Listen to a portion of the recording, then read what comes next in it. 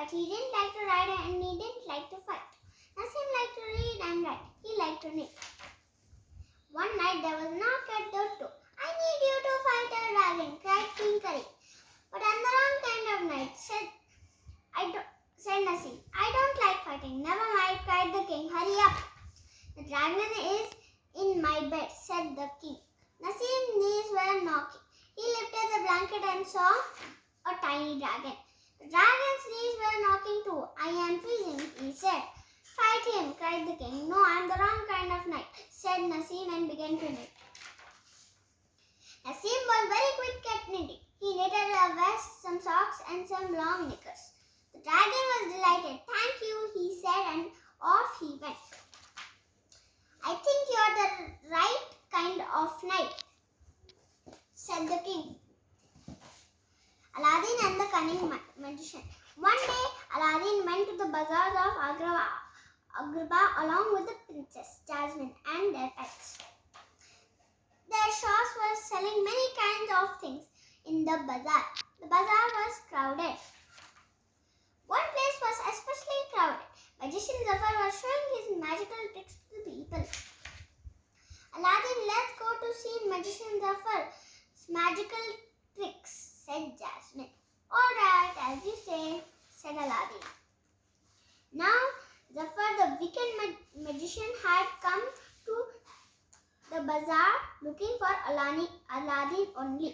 So he was very happy when he saw Aladdin and Jasmine. At once he put them under his magic spell. "You will only obey me. Give me your magic lamp," said Zafar to Aladdin. "Yes, it is all yours. You may take it," said Aladdin and Jasmine. Abu and Ayago were shocked at this. They tried to wake Aladdin and Jasmine, but they were as if in a dream. Suddenly Abu rubbed Aladdin's magical lamp, and there came Genie. "Carry us back to the palace," ordered Abu. The next moment they were in their palace,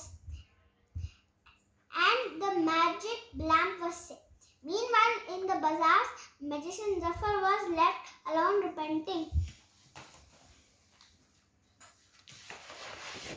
A long time ago, there lived a man called Noah. Noah was a very good man who trusted in God. There were also many wicked people in the world. God wanted to punish the wicked people. So he said to Noah, "I shall make a flood of water and wash all the wicked people away. Build an ark for your family and all the animals." Noah worked for years and years and years to build the ark. At last, the ark was finished. Noah and his family gathered lots of food. Then came the animals, two by two, into the ark. When the ark was full, Noah felt a drop of rain. It rained and rained and rained. It rained for 40 days and 40 nights. The whole world was covered with water. At last the rain stopped and the sun came out. Noah sent a dove to find dry land. The dove came back with a leafy twig. "Hurrah!" shouted Noah. "The flood has ended." But many more days passed before the ark came to rest on dry land. Then Noah and all the animals came safely out of the ark. And life began again on earth. Little Goldilocks was playing in the forest. She saw a little cottage. Goldilocks went in. She saw 3 bowls of porridge on the table. Goldilocks ate some porridge from the big bowl. It was too hot. She ate some porridge from the middle bowl. It was too cold. But the porridge in the small bowl was just right for Goldilocks. Goldilocks ate it all up. Goldilocks was tired. She went up to the bedroom. She saw 3 beds. Goldilocks lay down on the big bed. It was too hard. Then she lay down on the middle bed. It was too soft. But the small bed was just right. Goldilocks lay down on the bed. She fell asleep. The cottage belonged to the 3 bears. They came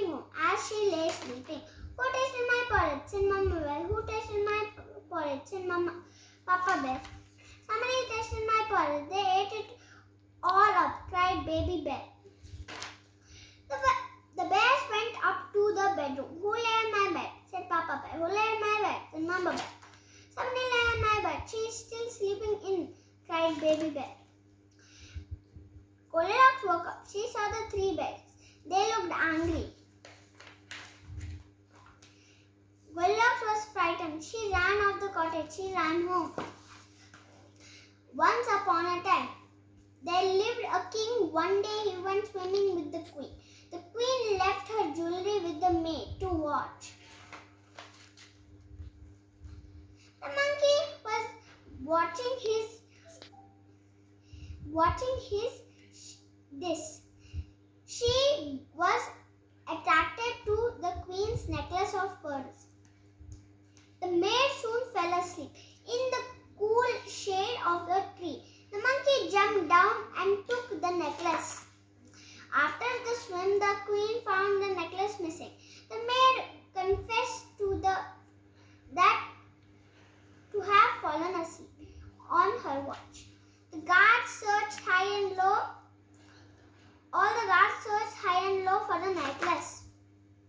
The chief of the guard understood that since no outsider had entered the garden, one of the monkeys was the thief. He ordered necklaces of bright colored glass beads to be hung on the bush in the garden. The next morning, all the monkeys saw and took one each. One monkey sat watching quietly. The other monkey said, "It is sad that you did not get a necklace." She skipped happily and said, "I already have one. You have necklaces of glass beads. Look, my necklace is made up of pearls." The trick worked. The guards caught the monkey and returned it to the necklace to the queen. The king was very pleased. He admired the intelligence of the chief of the guards. The monkey and the camel. Once all the animals of the forest gathered for an evening entertainment. The various animals took turns to perform. The monkey danced from one dance to another. The animals liked his performance very much. They kept on cheering him from a long time. Now the camel was very jealous that everyone had praised the monkey's dance so much. He also wanted to be praised. So he stood up there and started moving about in a silly manner. The animals did not like the dance, as he neither twirled nor twisted.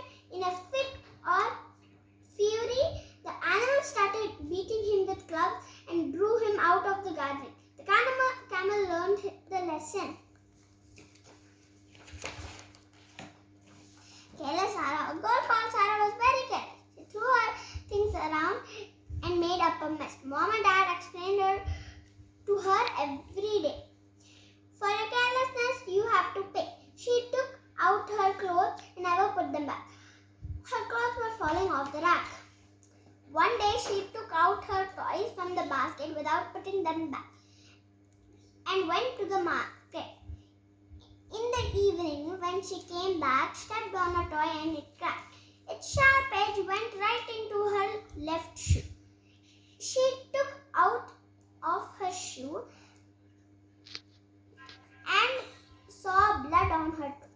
She cried, shouted a lot in pain, but no one heard her cry. It was all in vain. The doctor put her a bandage on her wound that day. For the next 2 days, she could not go to play.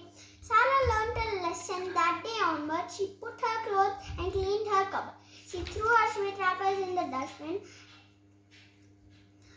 After playing, she put her toys back again. All this had become Sarah's daily routine. Now her room looked very neat and clean.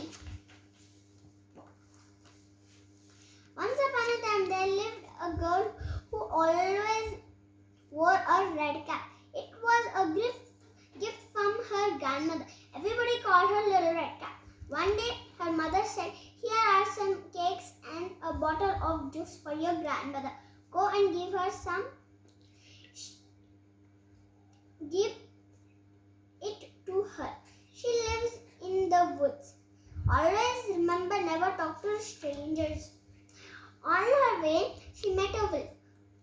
"Good day, Little Red Cap. Where are you going?" asked the wolf.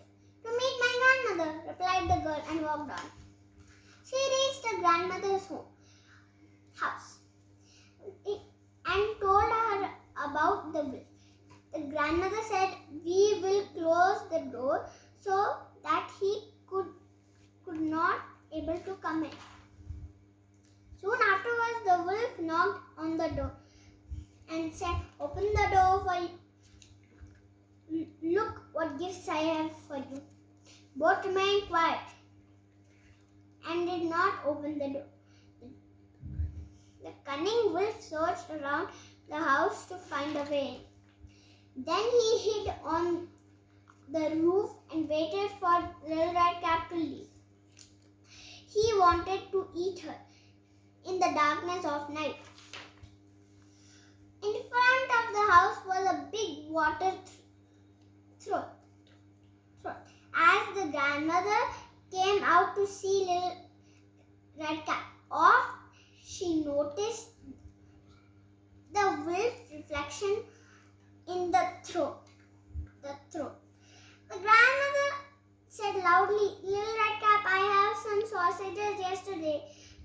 I have made some sausages yesterday. Put them in the throat. They will remain fresh." Little Red Cap filled the throat with sausages. The delicious smell of the sausages made his mouth of water. He stretched his neck far and long and sniffed and peeked down. Losing his balance, fell into the throat and drowned. The grandmother filled the throat with mud and buried the wolf. She bade a safe farewell to Little Red Cap. The bull and the lion.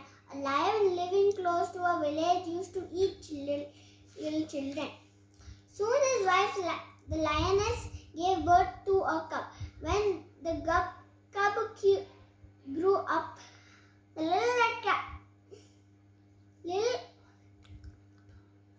the lion went hunting. He told his cub not to leave the cave. But the naughty cub got bored and went outside to play. The bull who was passing by saw the cub playing all alone. The bull killed him with horns and was going to eat him. When he heard the lion return, when the lion saw his dead cub, he cried loudly, "Who could have been so cruel?" A wild boar who had seen it all told the lion, "You have also killed many children. Their parents also must have wept like this."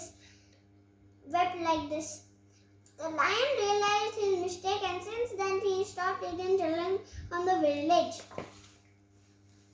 Mother goat was going to the market. "Don't open the door till I return," she said to her kid. A little later there was a knock at the door. "Open the door for your mother, kid," said someone. Knock, knock. "Mother has sweet voice." "Your voice is not sweet," cried the kid. They are right. It was the wolf at the door. The wolf drank some honey to make his voice sweet. "Open the door for your mother," he said again. "No, mother has white paws, but your paws are black," cried the kids. The wolf put flour on his paws to make them white. "Open the door for your mother," he said again. The kids saw the wolf's paws.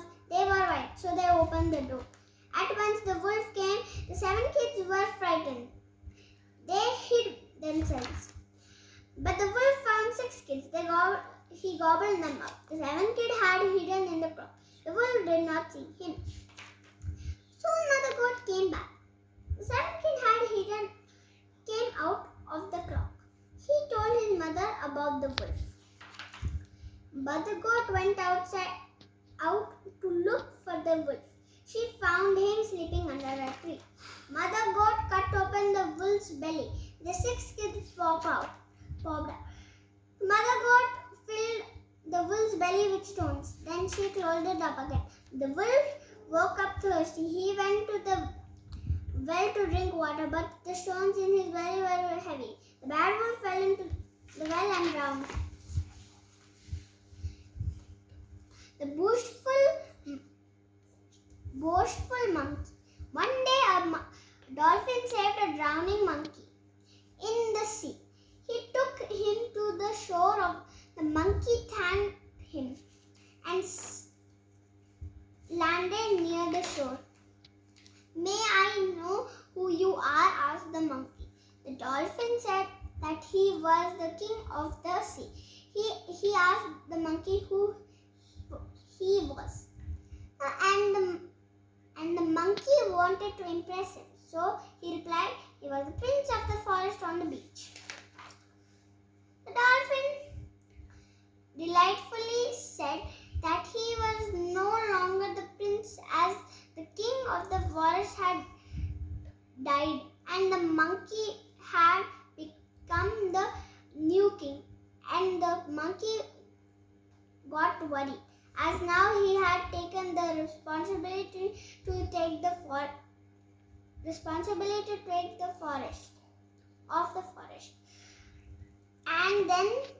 and the animals. Tim and Sam race. Who will win? Tim has fans, Sam has fans. Go, they go. Tim naps. Sam can pass Tim. Tim can pass Sam on a bike. Tim can fix the bike. Sam can pass Tim. Tim can pass Sam in a van. Tim is in a van. Sam can pass Tim. Tim can pass Sam on the boat. Tim is in a fix. Sam can pass Tim. Tim can pass Sam in a big rig. The rig is too big. Sam can fit. Tim hits the inn. Sam wins. Tina's gift for Tanya. Tina and Tanya were very good friends, playing together when time was spent. One day, Tina brought a very cute dog. Her name was Jenny. She would call. Tanya came to see it. The very next day, she liked it a lot and she took it away. Tina searched the doll everywhere but could not find it just anywhere. Tina told Tanya, feeling very sad, I brought it for your birthday with my dad. I kept it as a surprise gift for you to make you feel happy with a doll so new. Tanya heard this and felt very guilty. To her friend, she did something so nasty. Returning the doll, she said, you are a friend so true. I have learned a lesson never to cheat a friend like you. Once upon a time, there lived some wild goats. In the cave nearby lived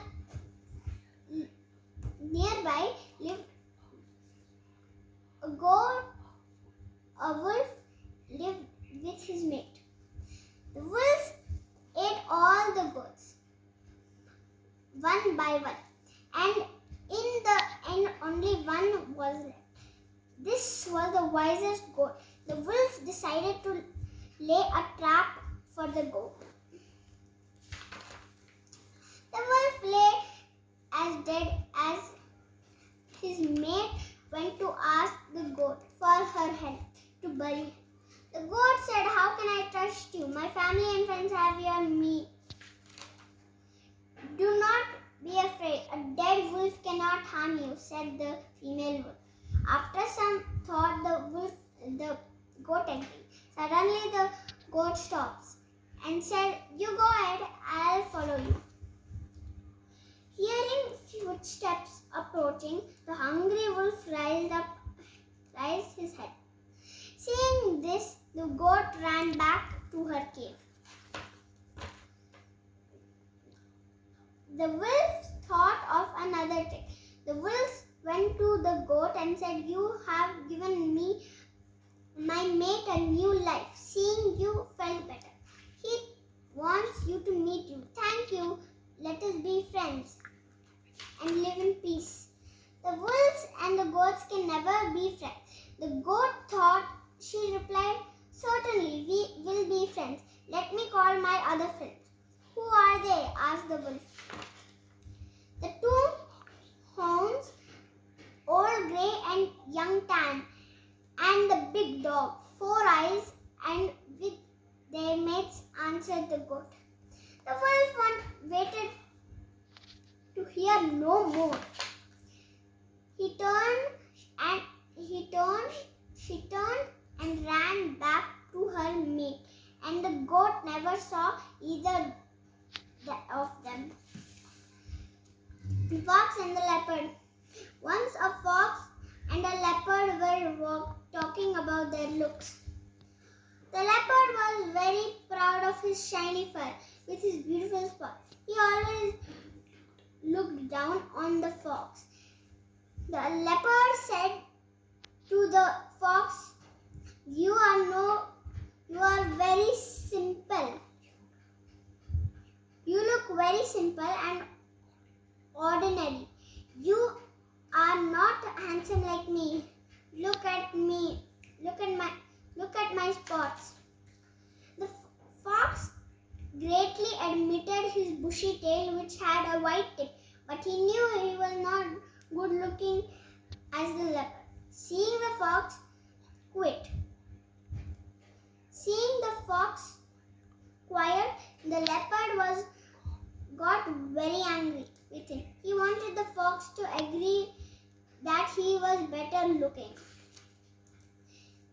But the fox was a wise animal. He said, "Your coat looks smart on the outside, but I have smart brain inside.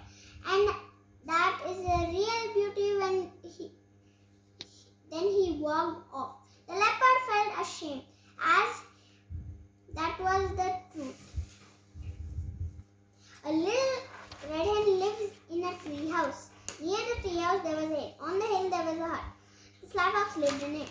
The sly fox wanted to eat the red hen. One day he hid behind the tree house. Soon the red hen came out of her house to collect sticks, but she forgot to lock the door. The sly fox quickly went inside the treehouse and hid behind the fireplace. Soon the red hen came with the sticks and locked the door. The sly fox quickly tried to catch her. The red hen flew onto the cupboard. She said, "You will never catch me here." The sly fox began to run around the cupboard in a circle. The red hen saw this and felt dizzy. So the red hen fell off the cupboard, and the sly fox quickly put her in his bag.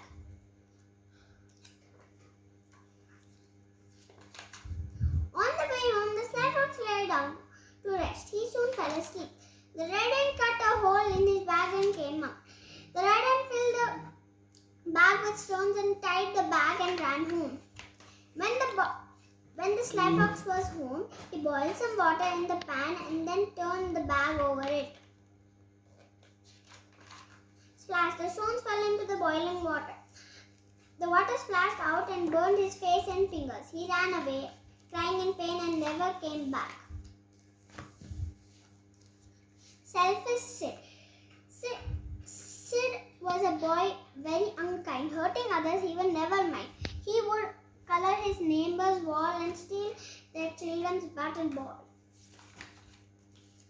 He would never listen to his mother and always beat his younger brother. When one day he was badly hurt, his knee was bleeding, he was full of dirt. He cried loudly, but no one helped. Everyone who saw him walked ahead. Then came a boy whom once he had hit. wiped his tears and made him sit. He took Sid back home to his mother, where his knee was bandaged by his brother. That day onwards, Sid became a very kind, helping others he did not mind. He had learned to help others and love his friends and obey his mother. The cat and the mice. Once a big family of mice lived in a large house. They used to have great time. The mice ran around and played, especially in the kitchen and the storehouse. A cat also lived there. One day, she thought, this is my place. I shall not let the dirty mice live here. She began to eat them one by one. The scared mice thought it was unsafe to go out of their holes. The cat wondered why the mice did not come out. So she hung himself on a wall, actually acting as if he was dead. The mice came out of their holes and saw the cat hanging from the wall. They cried, "You may try changing into a bag of food, but we will not come near you." From then onwards, the mice became more careful and saved themselves.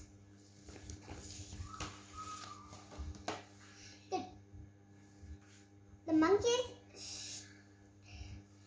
steal the cap. One day, a cap seller stood on the road selling his beautiful caps. A few monkeys saw him selling the caps. They were happy to see his red cap he wore. After a while, the cap seller sat underneath the tree to rest and soon fell asleep. The monkeys came down the tree and they took his caps and went back up the tree. When the cap seller woke up, he saw that his caps were gone. Cap seller saw the monkeys imitating him with his cap, so he threw his cap in the air down to the ground, and the monkeys did the same. And the cap seller got his caps back.